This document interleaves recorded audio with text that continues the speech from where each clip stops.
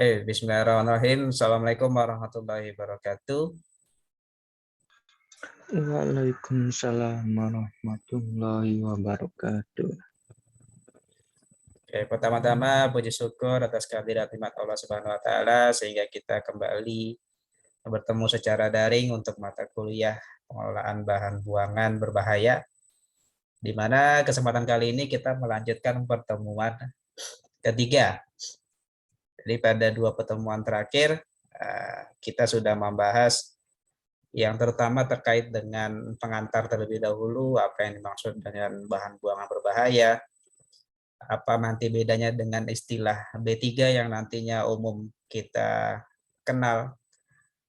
Kemudian kita juga bahas setelah mengetahui apa definisinya, kemudian kita membahas sumber-sumber dari bahan buangan berbahaya itu dari mana saja. Kemudian kita juga sempat membahas pada pertemuan kedua beberapa peraturan perundangan terkait dengan B3, terkait dengan pengelolaan bahan buangan berbahaya. Jadi sebelum mulai, kita berdoa terlebih dahulu, semoga nanti pertemuan kita sampai dengan sebelum zuhur nanti berjalan dengan lancar. Berdoa menurut agama dan kepercayaan masing-masing, berdoa dipersilahkan.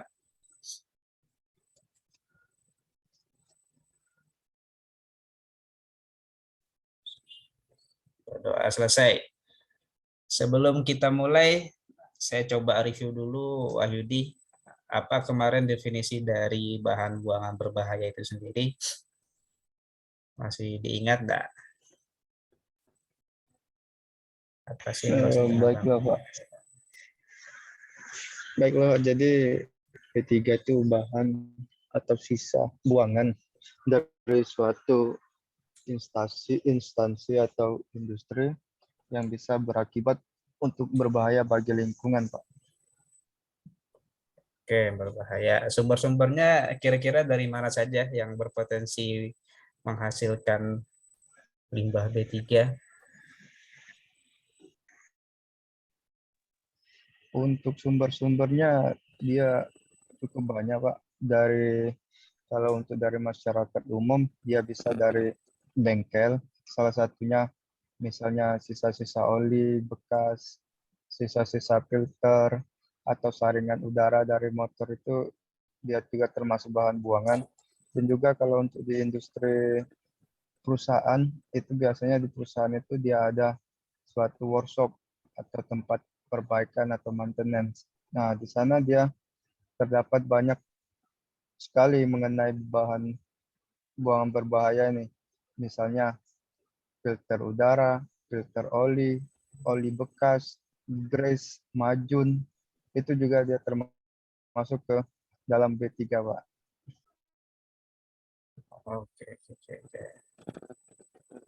Oke, jadi yang menjadi core awal yang saya harap nanti bisa sama-sama dipahami adalah nama mata kuliah kita kan yang tertuliskan bahan buangan berbahaya, di mana itu akan sejalan dengan istilah limbah B3 yang nantinya akan lebih banyak dibahas dari peraturan perundangan yang berlaku di kita itu istilahnya adalah limbah B3, meskipun nanti dalam pengaturannya selain limbah B3 kita juga mengenal ada B3.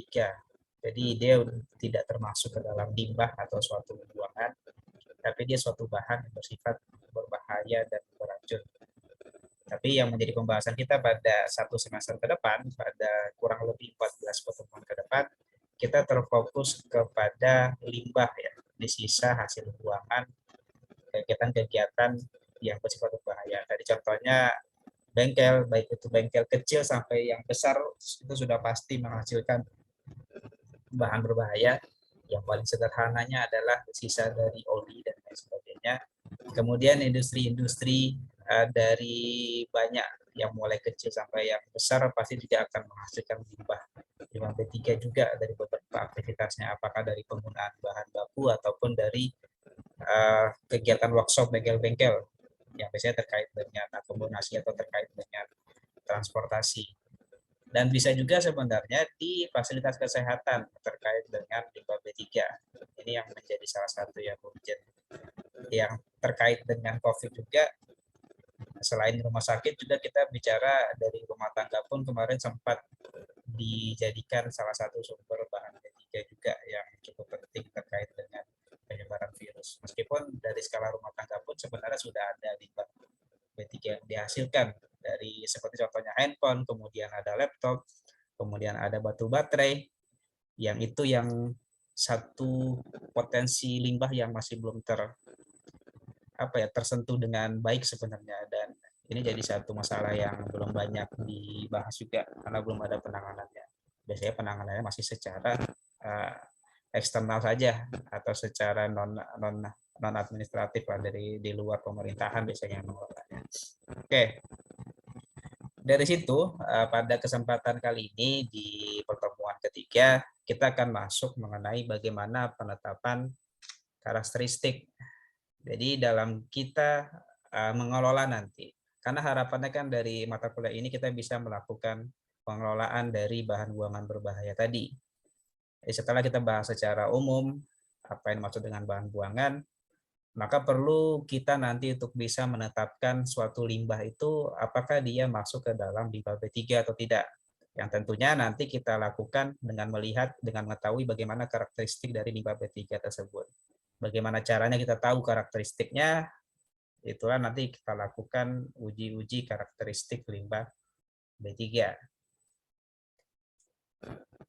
Jadi nanti pembahasan kita akan terfokus kepada penetapan limbah B3, bagaimana kemudian apa saja karakteristik dari limbah B3, nanti akan ada beberapa jenis atau beberapa karakteristik limbah B3. Dan nanti kita akan membahas sedikit bagaimana kita melakukan uji-uji karakteristik limbah B3. Oke, ini menjadi satu hal yang penting karena akan berkaitan dengan tahapan pengelolaan berikutnya. Jadi sebelum kita menyediakan fasilitas pengemasannya atau pelabelannya, sampai nanti ke fasilitas pengolahannya, kita harus mengetahui terlebih dahulu bagaimana karakteristik dari limbah B3-nya, agar nanti penanganannya bisa efektif dan bisa benar-benar meminimalisir dampak dari limbah B3 tersebut. Oke, terkait dengan penetapan limbah B3, atau nanti dalam istilah hazard tadi, kalau kita melihat literatur yang berlaku secara global, hazard sendiri adalah bahan-bahan yang mudah terbakar atau dia bersifat korosif, bersifat reaktif, ataupun dia beracun. Jadi empat poin ini yang menjadi dasar dari suatu bahan menjadi suatu bahan yang hazardous. Jadi dalam hal ini adalah hazardous waste berarti limbah atau bahan buangan yang bersifat berbahaya. Dari bahaya di sini cakupannya dia mudah terbakar, korosif, reaktif, dan beracun. Terkait dengan peraturannya, peraturan atau pengaturan dari limbah berbahaya tadi, ini diatur di beberapa negara. Tentunya di kita juga ada beberapa bahan buangan berbahaya atau bahan B3 yang pada peraturan sebelumnya itu dimasukkan sebagai limbah B3, sedangkan pada peraturan terbaru dimasukkan ke dalam, dikeluarkan dari bahan B3 atau bahan buangan berbahaya. Dengan beberapa alasan, contohnya sudah ada bentuk pemanfaatan dari bahan berbahaya tadi, yang dari beberapa penelitian, dari beberapa kajian itu bisa dimanfaatkan dengan sudah meminimalisir dampak dari si limbah tadi. Jadi ini berdasarkan referensi dari luar, exception dan exclusion ini contohnya ada di beberapa peraturan. Jadi di EPA secara otomatis bisa membebaskan ada limbah padat tertentu dari limbah berbahaya. Pengecualiannya ini nanti kalau dari EPA mengelompokkannya dengan limbah lain. Jadi limbah-limbah yang dikecualikan dari definisi limbah padat, yang dikecualikan dari definisi limbah B3, dan limbah berbahaya yang sebagiannya dikecualikan asalkan ada pengelolaan yang sesuai dengan persyaratan khusus. Jadi dia dikecualikan dari bahan B3 ketika memang sudah ada pengelolaan yang sesuai, dan ada nanti beberapa peraturan terkait dengan persyaratan khususnya. Ini sebagai gambaran pembagian pengecualiannya dia sebagai limbah hazard atau limbah yang berbahaya. Jadi yang pertama itu dia karena dia termasuk kepada limbah padat, secara definisinya adalah yang berasal dari kegiatan domestik ataupun yang berasal dari kegiatan rumah tangga yang nantinya akan ada pengaturan terkait dengan pengolahannya. Karena nanti ketika dia masuk ke suatu limbah hazard, maka dia akan dikenakan pengelolaan secara khusus. Sedangkan dari beberapa limbah ini, limbah domestik atau limbah rumah tangga itu sudah ada pengelolaan secara lengkap yang memang berdasarkan proses yang di sana sudah dipastikan dia sudah terkelola dengan baik. Jadi pengecualian tadi memang dikarenakan karena sudah ada pengelolaan yang cukup lengkap dan tentunya sudah ada ketentuan terkait dengan pengelolaannya. Kemudian daftar limbah berbahaya sendiri itu dikelompokkan menjadi 3 kelompok utama, yaitu ada limbah B3 dari sumber yang tidak spesifik, limbah B3 dari sumber tertentu atau sumber spesifik, dan ada yang dalam bentuk produk komersial yang dibuang atau material-material yang tidak sesuai dengan spesifikasi, residu wadah ataupun residu tumpahan. Ini contohnya beberapa bahan-bahan farmasi yang apakah dari dia bahan yang sudah kadaluarsa atau sisa dari si bahan farmasi tadi itu nanti akan otomatis masuk ke limbah berbahaya pula. Inilah kenapa di rumah sakit atau limbah medis itu menjadi salah satu donor yang cukup banyak yang terkait dengan limbah juga, limbah B3 khususnya.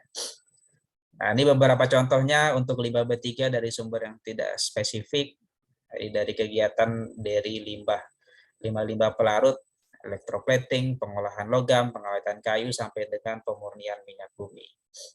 Sedangkan untuk limbah berbahaya dari sumber-sumber spesifik ini lebih banyak lagi sebenarnya, mulai dari pengawetan kayu juga ada sampai dengan industri memasak. Sedangkan untuk produksi komersial yang dibuang, ini dari produk rumah sakit, laboratorium penelitian, laboratorium fotografi, dan nanti laboratorium analitik. Yang sebenarnya ini bisa menjadi dasar dari, khususnya di Indonesia ya, sumber-sumber dari beberapa limbah berbahaya. Tapi memang ini untuk skala industri menengah sampai dengan yang industri besar. Yang jelas semakin besar industrinya, potensi dampaknya juga akan semakin besar juga apabila tidak dikelola dengan baik. Oke. Kemudian dalam penetapan limbah bahan berbahaya dan beracun,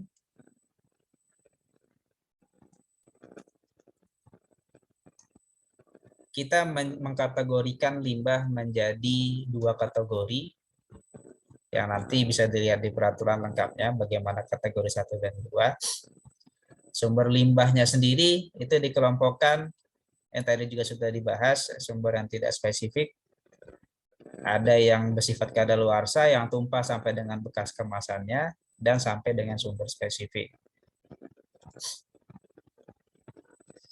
Dan sumber sampah spesifik sendiri nanti akan dikelompokkan, ada sumber spesifik yang umum dan sumber spesifik yang khusus. Sedangkan untuk limbah yang sumbernya tidak spesifik, mulai dari yang dalam bentuk pelarut terhalogenasi ataupun yang tidak terhalogenasi dalam bentuk asam atau basa, atau bentuk-bentuk yang lain.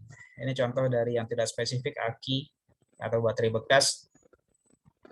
Kemudian limbah-limbah yang mengandung senyawa POP atau poliklorinaat bifenil, dan beberapa di sini DDT, PCDT, dan PCDF. Kemudian ada juga dalam bentuk debu atau asbes atau HBr das asbes biru sampai dengan asbes abu-abu, dan beberapa jenis yang lainnya. Ini nanti secara lengkapnya bisa dilihat di PP 22 saja. Tapi ini beberapa contoh saja terkait dengan sumber-sumber sampah yang tidak spesifik. Kemudian kategori 1 untuk limbah B3 yang kadaluarsa ataupun sampai yang bekas kemasan. Ini banyak sebenarnya, ini beberapa contoh saja: warfarin, asetamida, trolin, aldrin, alkohol, dan lain sebagainya. Kemudian berikutnya untuk limbah B3 dari sumber spesifik yang umum. Jadi yang pertama ada beberapa jenis pupuk dan bahan senyawa nitrogen. Kemudian pada proses kloroalkali kecuali pemurnian garam di ladang garam. Kemudian penggunaan pestisida dan produk astrokimia. Kemudian PF, UF, dan MF, dan lain sebagainya.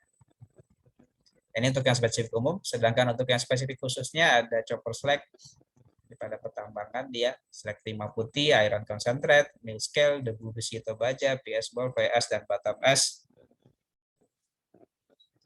Ya pada akhirnya fly ash dan bottom ash itu nanti masuk ke daftar pengecualian limbah B3. Sampai sini dulu kira-kira ada yang mau ditanyakan kah? Wahyudi, kita masih berdua saja ya.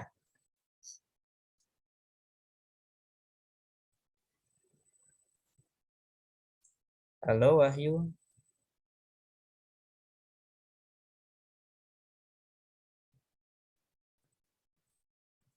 Hilang. Oh, untuk sekarang belum Pak, lanjut aja dulu Pak. Oke, Iya oke. Pak. Oke, saya butuh konfirmasi Halo soalnya Pak. takut. Iya, saya butuh konfirmasi takut suara saya hilang kan. Halo Pak. Iya ya. Suara saya masih jelas kan? Halo. Suara saya masih jelas.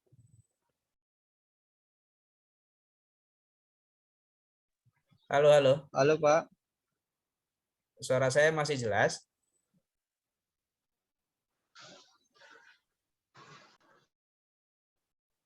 Halo.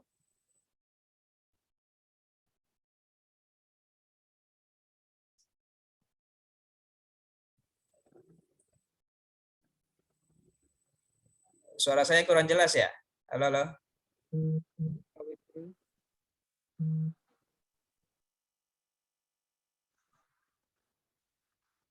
Halo.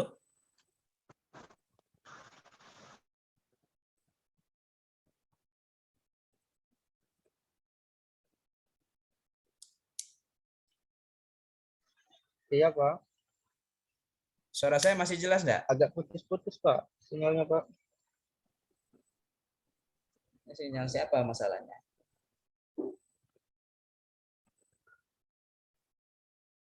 Halo Pak. Masih putus-putus suara saya?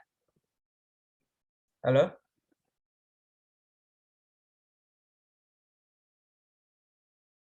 Halo, halo. Agak putus-putus suaranya Pak. Agak putus-putus. Iya Pak. Iya Pak. Masih putus-putus suara saya? Halo Pak. Halo? Iya Pak, masuk Pak suaranya Pak. Sudah jelas?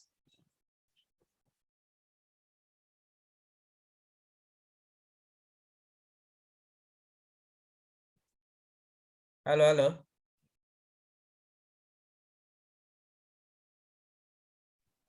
Sudah Pak, sudah jelas Pak. Oke. Kita lanjut lagi kalau gitu. Oke, selanjutnya kita masuk ke karakteristik limbah B3. Jadi terkait dengan uji karakteristik, limbah-limbah yang berada di luar daftar yang sudah ditentukan dari peraturan yang beratur yang sudah diatur, maka perlu dilakukan uji karakteristik, di mana uji karakteristik ini kita akan mengelompokkan secara berurutan. Pertama, apakah dia masuk ke limbah B3 kategori 1 atau dia masuk ke kategori 2, atau nanti memang dia dikategorikan sebagai limbah non B3. Karakteristik dari limbah B3 sendiri itu nanti terbagi menjadi limbah B3 itu bahan yang mudah meledak, yang mudah menyala, reaktif, infeksius, korosif, dan beracun. Jadi nanti ada 6 karakteristik dari limbah B3 yang mulai dari mudah meledak, mudah menyala, reaktif, infeksius, korosif, dan beracun. Mudah meledak, mudah menyala, reaktif, infeksius, korosif, dan beracun. Kemudian uji karakteristik dari limbah B3 dalam hal ini untuk kategori 1.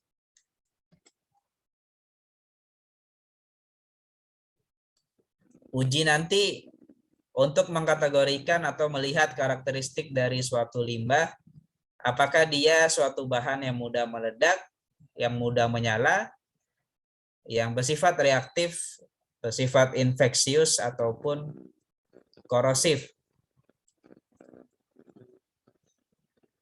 Kemudian kita menggunakan TCLP untuk melihat suatu bahan yang beracun, di mana nanti akan ada baku mutu konsentrasi zat pencemarnya. Kemudian untuk TCLP sendiri kita ada TCLPA, ini terkait dengan beberapa limbah dengan jenisnya anorganik, anion, organik, ataupun pestisida, dan lain sebagainya. Sedangkan untuk uji toksikologi, kita biasanya menggunakan LD50, di mana LD50 untuk kurang dari 50 mg per kilogram berat badan hewan ujinya nantinya. Sedangkan untuk kategori 2 kita ada TCLPB yang digunakan. TCLPB ini standar atau batasnya lebih tinggi dibandingkan dengan yang TCLPA. Sedangkan untuk uji toksikologinya pun untuk yang kategori 2 ini dia lebih tinggi lagi rentangnya, antara 50 mg per kilogram sampai dengan 5.000. Dan setelah uji toksikologi LD50 nantinya akan dilanjutkan dengan toksikologi subkronis. Jadi biasanya kita menggunakan mencit untuk 30 hari lamanya. Ini sudah ada di lampirannya juga terkait dengan bagaimana teknisnya. Oke. Kita bahas satu persatu tadi bagaimana uji karakteristik awal. Jadi yang pertama untuk karakteristik yang mudah meledak. Jadi secara definisinya meledak di sini adalah pada suhu dan tekanan tertentu dia dapat meledak. Jadi di sini ledakan di sini melalui suatu reaksi kimia ataupun fisika yang dapat menghasilkan gas dengan suhu dan tinggi yang dengan cepat dapat merusak lingkungan sekitarnya. Jadi memang diledakkan. Kemudian yang berikutnya untuk uji karakteristik berikutnya, bahan yang mudah menyala. Bahan yang mudah menyala ini cairan yang mengandung alkohol kurang dari 24%.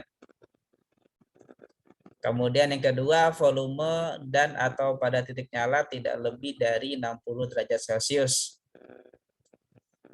Jadi ini beberapa metode pengujian ya. Ada SETA close tester, Penske Martin close cup, dan lain sebagainya.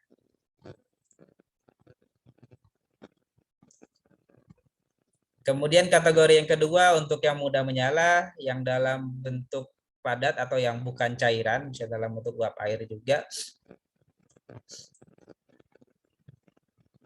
Dia sifatnya itu pada suhu 25 atau tekanan 760 mm Hg, mudah menyala melalui gesekan, penyerapan uap air atau perubahan kimia secara spontan.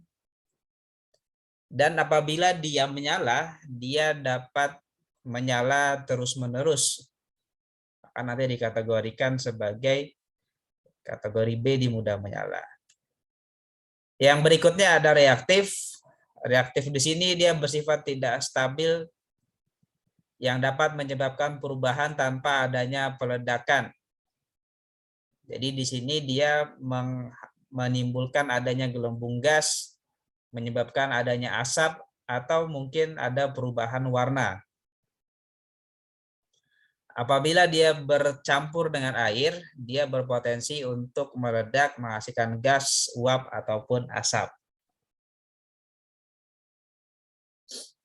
Biasanya limbah sianida, sulfida, karena dia nanti bisa menghasilkan gas, uap, ataupun asap beracun. Kemudian yang berikutnya untuk limbah infeksius, contohnya di sini limbah medis dalam bentuk padat, jadi limbah-limbah padat, ataupun bahan-bahan yang terkontaminasi oleh patogen atau yang berpotensi untuk menular. Jadi ini beberapa contohnya limbah perawatan isolasi penyakit menular atau limbah dari labor, limbah benda tajam, kemudian ada limbah patologi. Patologi di sini terkait dengan jaringan-jaringan tubuh. Kemudian ada juga yang berasal dari pembiakan atau stok bahan infeksius, atau mungkin dalam bentuk organ binatang percobaan dan yang sejenisnya. Dan yang berikutnya ada limbah sitotoksik ataupun dari kegiatan kemoterapi. Jadi segala bentuk buangan yang berasal dari kegiatan-kegiatan tersebut nantinya akan dikategorikan sebagai limbah B3 infeksius. Kemudian untuk limbah yang bersifat korosif, limbah dengan pH-nya antara 12,5 atau 12,5 sampai dengan 2. Di mana nanti biasanya untuk tingkat iritasinya diketahui dengan melakukan pengujian pada hewan uji mencit, di mana nanti akan dilihat efek adanya kemerahan, eritema, pembengkakan, sampai dengan edema untuk melihat tingkat korosifnya, korosivitasnya. Kemudian untuk karakteristik berikutnya, untuk limbah B3 yang beracun, ini tadi juga sempat dibahas, kita menggunakan 3 metode yang biasanya dilakukan secara berurutan, mulai dari TCLP, kemudian uji toksikologi LD50, sampai dengan uji subkronis. Sampai sini dulu kira-kira sudah cukup jelaskah? Suara saya masih oke? Ada yang ingin ditanya atau kita bisa lanjut dulu? Lanjut dulu, nggak apa-apa Pak. Nggak tahu kalau dari Bang Pras kalau ada yang ditanyakan. Oke. Coba Pak, lanjut Pak. Selanjutnya kita bahas mengenai uji karakteristik limbah B3. Ini saya buat berdasarkan Permen LHK 2020. Kita mulai dari bagaimana tahapan uji karakteristik limbah B3. Yang pertama kita mengambil contoh ujinya, kemudian kita laksanakan uji karakteristik, di mana nanti contoh uji kita bisa ambil dari air limbah atau dia dalam bentuk padatan. Kemudian kita laksanakan uji secara berurutan nantinya, apakah dia mudah meledak, mudah menyala, reaktif, sampai dengan nanti beracun atau tidaknya menggunakan uji TCLP, toksikologi LD50, sampai dengan toksikologi subkronis. Ya, nanti tergantung dengan karakteristik dari limbah B3-nya. Ini beberapa metode yang biasa digunakan berdasarkan Kemen LH di sini. Yang mudah meledak itu biasanya kita menggunakan method of evaluating explosive reactivity of explosive contaminated solid waste substance. Kemudian untuk yang mudah menyala itu sudah ada SNI dan EPA yang bisa digunakan, uji titik nyala dalam limbah cair dan semi padat ataupun dari EPA. Sedangkan untuk reaktif ada 2 metode yang biasa digunakan dari US EPA, keduanya ada yang untuk oxiding solid, ada yang spontaneously combust. Kemudian untuk yang infeksi sendiri ada standar dari apa? Yang di sana mereka sudah mengelompokkan ada beberapa bakteri, virus, sampai dengan fungi yang berbahaya, yang bersifat patogen, dan lain sebagainya. Jadi biasanya nanti hasil ujinya akan dicocokkan dengan daftar mikroorganisme penyebab infeksi. Jadi biasanya dia ditumbuhkan di media selektif terlebih dahulu untuk melihat bagaimana karakteristik dari bakteri yang ada di sumber limbahnya tadi. Atau mungkin sekarang sudah berkembang menggunakan PCR pula untuk penentuannya. Ada bakteri dalam kelompok apa saja atau fungi apa saja, itu bisa lebih cepat juga menggunakan PCR. Kemudian yang berikutnya, untuk limbah yang korosif, ada 3 uji yang bisa digunakan. Bisa derajat keasaman, atau juga untuk limbah padat sendiri ada soil and waste pH atau pH tanah dan limbah, ataupun acute dermal irritation. Jadi iritasinya itu kita aplikasikan langsung ke kulit beberapa mamalia, biasanya keturunannya. Salah satunya adalah mencit. Ada mencit, ada kelinci yang biasa digunakan, meskipun sekarang sudah mulai berkurang penggunaannya karena adanya unsur tadi itu. Karena kita kan sengaja memberikan satu bahan yang bersifat korosif kepada makhluk hidup kan. Kemudian bagaimana uji karakteristik untuk limbah yang beracun? Jadi yang pertama kita ada TCLP atau Toxicity Characteristic Listing Procedure. Jadi kita ingin mengetahui apakah ada potensi lindi, jadi air lindi yang dihasilkan oleh suatu limbah. Biasanya dalam bentuk padat limbahnya,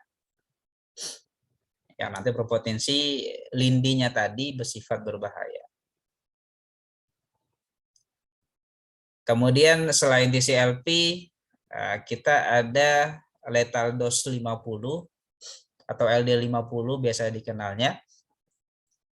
Di mana pada LD50 ini kita menguji dari satu organisme, kita mengukur keterkaitan antara dosisnya, dosis suatu bahan yang kita berikan ke organisme tadi, dan kita lihat responnya.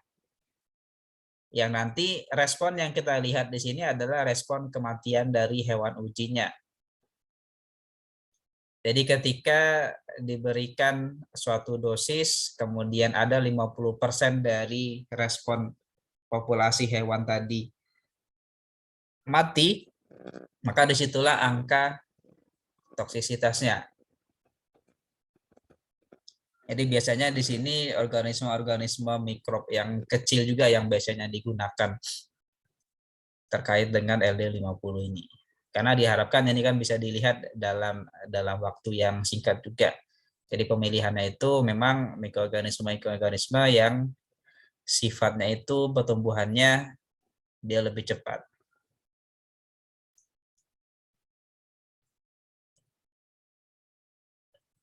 Untuk metodenya sendiri, TCLP itu metode Toxicity Characteristic Listing Procedure, ini berdasarkan di US EPA. Sedangkan untuk toksikologi menggunakan dari OECD. Jadi pemberian suatu senyawa kimia secara oral ke suatu makhluk hidup atau organisme. Sedangkan ini beberapa standar, jadi TCLP, TCLP-A dan B yang biasa digunakan. Kemudian yang ketiga, jadi setelah tadi TCLP, kemudian kita ada LD50, dan yang berikutnya kita ada uji toksikologi subkronis, di mana pada uji ini biasa kita menggunakan AOCD, the repeated dose 90-day oral toxicity study in rodent. Jadi ini sebenarnya tahapan lanjutan dari LD50. Jadi kita meningkat dari sisi kompleksitas dari organismenya dan ukuran dari si organismenya. Jadi dengan harapan ini sebagai dasar dulu sebelum nanti dikembangkan lagi ke organisme yang lebih kompleks atau yang lebih tinggi massa tubuhnya atau dari berat badannya. Jadi di sini biasanya kalau yang tadi kan tergantung dari siklus hidup mikroorganismenya, tergantung siklus hidup organismenya, berapa lama ada siklus hidupnya, sehingga nanti dilihat berapa jumlah kematian sebanyak 50%-nya. Tapi untuk di uji ini kita melakukan selama 90 hari kurang lebihnya secara totalnya. Dalam uji toksikologi subkronis di sini kita mengenal nanti dosnya, berapa bobot zat ujinya per unit bobot beban hewan uji, atau istilah lainnya konsentrasi diet konstan dalam satuan ppm. Kemudian di sini di uji toksikologi subkronis kita mengenal NOAEL, no observed adverse effect level. Ini dosis, maksudnya dosis tertinggi di mana tidak ditemukan efek samping pemberian dosis contoh uji. Jadi memang nanti si organismenya ini kita berikan dosis yang meningkat secara bertahap, nanti diamati sampai ke nanti berapa batas dosis terakhir di mana tidak adanya efek samping pemberian dosis tadi. Biasanya kita membutuhkan informasi awal terlebih dahulu untuk toksisitas selanjutannya. Jadi untuk toksisitas akut, biasanya kita melihatnya selama 28 hari pemberian dosisnya. Kemudian dalam uji toksikologi subkronis, kita melihat selama 90 hari apakah ada efek toksik utama. Efek toksik utama itu kita melihat dari apakah ada pengaruh atau perubahan di organ spesifiknya, apakah ada potensi akumulasi di beberapa organ-organ tertentu, sehingga nanti akan ada kriteria aman pemberian kepada manusia. Kemudian uji-uji setiap hari biasanya dosis bertingkat untuk kelompok hewan uji selama 90 hari, kita melihat gejala-gejala klinis dari toksisitasnya. Kemudian ketika ada hewan uji yang mati, atau nanti mungkin pada akhir pengujian dia masih hidup, maka nanti tetap akan dilakukan nekropsi. Jadi nanti dibedah, dibuka, dicek nanti masing-masing organnya, apakah ada akumulasi, apakah ada perubahan dari fungsi kerja, ataupun dari struktur dari masing-masing organ tertentu nantinya akan dilihat. Kemudian untuk tingkat dosisnya sendiri, semakin tinggi nantinya akan semakin rendah dosis yang akan digunakan.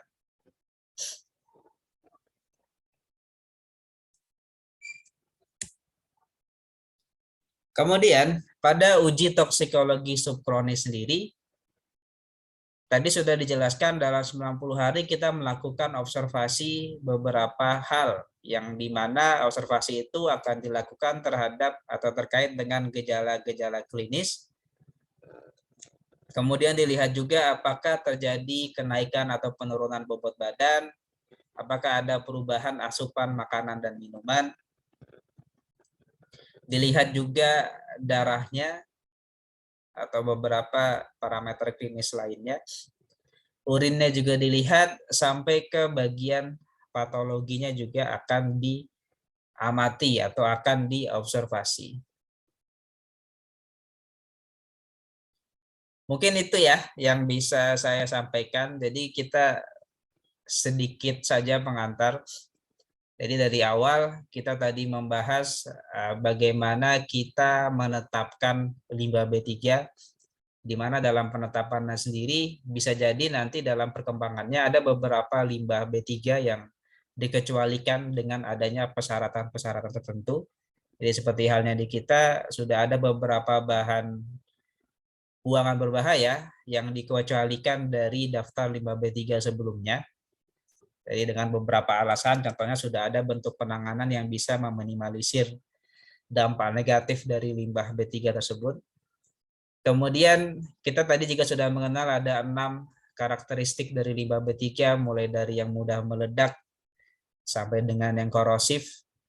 Kemudian bagaimana cara pengujiannya, bagaimana urutan penetapan suatu bahan buangan sehingga kita bisa mengkategorikannya. Ada beberapa kategori juga tadi yang sudah ditetapkan, spesifik dan non spesifik sudah ada beberapa contohnya, secara lengkapnya sudah kita bisa lihat saja sebenarnya di peraturan yang terbaru nanti. Dan juga tadi sudah ada beberapa metode yang biasa digunakan terkait dengan uji karakteristik. Di mana nanti dalam pengelolaan limbah B3 suatu produsen limbah yang dikatakan ini produsen limbahnya yang menghasilkan limbah B3 diharuskan untuk melakukan uji, yang mana ujinya bisa dilakukan secara internal, jadi di mana di dalamnya itu memang sudah ada fasilitas laboratorium ujinya untuk menguji secara independen terkait dengan bahannya, atau diberikan ke pihak luar juga untuk melakukan pengujian. Jadi dia masuk ke kategori apa sebelum akhirnya kita nanti masuk ke tahapan berikutnya terkait dengan pengelolaan limbah B3. Itu terkait dengan bagaimana mengemasnya, bagaimana nanti melabelnya, itu nanti akan terkait dengan seperti apa karakteristik dari limbah B3-nya. Mungkin ini saja yang bisa saya sampaikan untuk pertemuan yang ketiga ini. Sudah hampir jam 10. Nah, kira-kira ada yang mau bertanya, saya persilakan.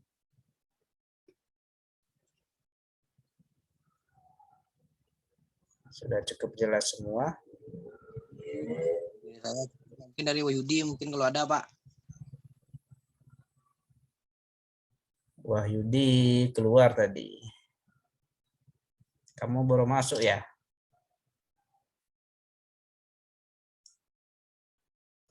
Dua pertemuan kemarin kemana? Gimana Pak? Dua pertemuan kemarin kemana? Masuk Pak. Yang pertemuan kedua Pak. Catatan saya cuma Wahyudi aja dari kemarin 2 kali. 2 kali terakhir yang masuk ke dalam Zoom. Iya Pak, masuk dalam Zoom Pak, pertemuan kedua Pak. Pertemuan pertama saya nggak masuk waktu itu Pak. Soal catatan saya enggak ada, terlambat mungkin kamu ya. Iya Pak, telat Pak waktu itu Pak. Oh, iyalah, karena itu enggak ada catatan saya ini. Tapi tugasnya ada kerjakan enggak? Atau Ada Pak, belum ada. masuk ke classroom? Oh, sudah. Mau dimasukin Pak.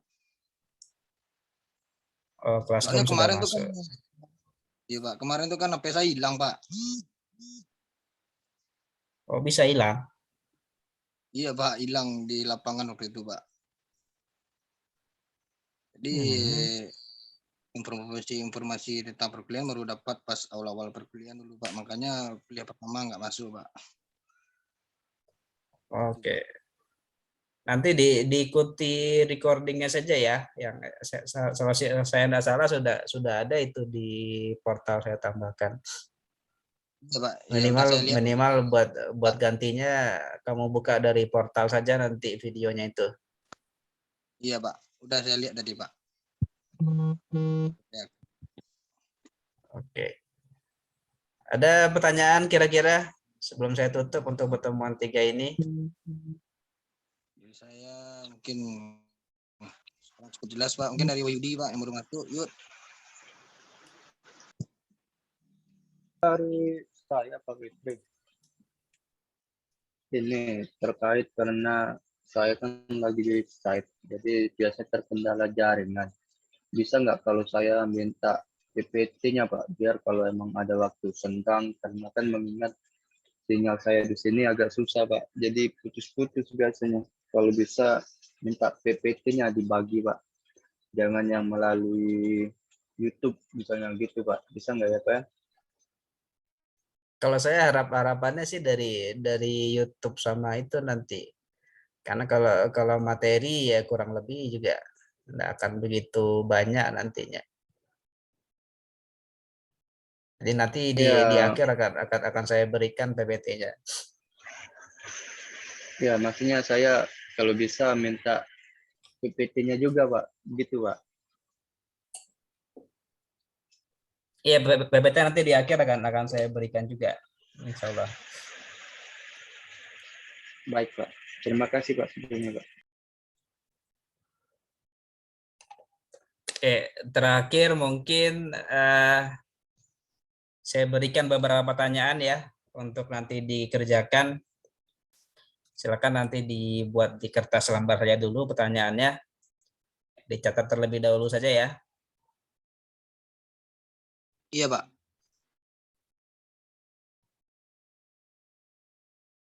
Oke. Yang pertama, sebutkan contoh-contoh limbah B3 dari sumber tidak spesifik.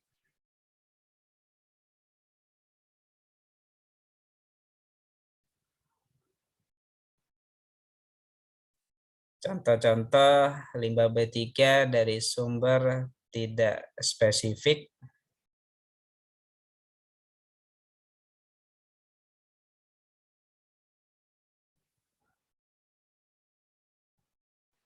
Udah, Pak. Udah ya. Itu saja yang tidak spesifik. Kemudian yang nomor 2.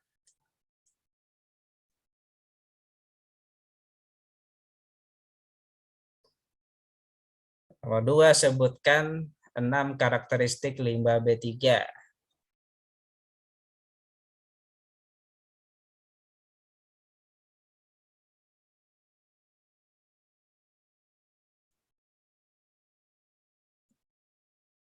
Nomor 2, sebutkan 6 karakteristik limbah B3.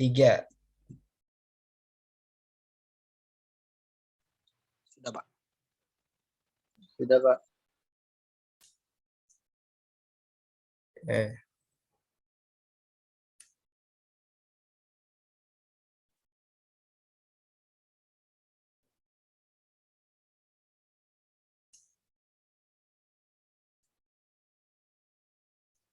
Nomor 3.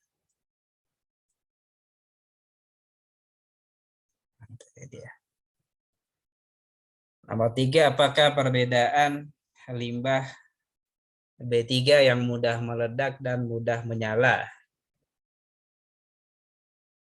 Nomor 3, apakah perbedaan limbah B3 yang mudah meledak dan mudah menyala?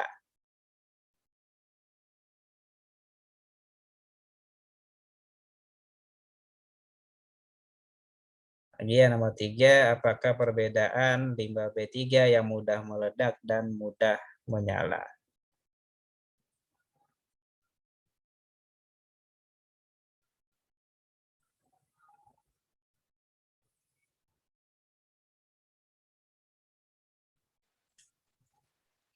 Udah, Pak.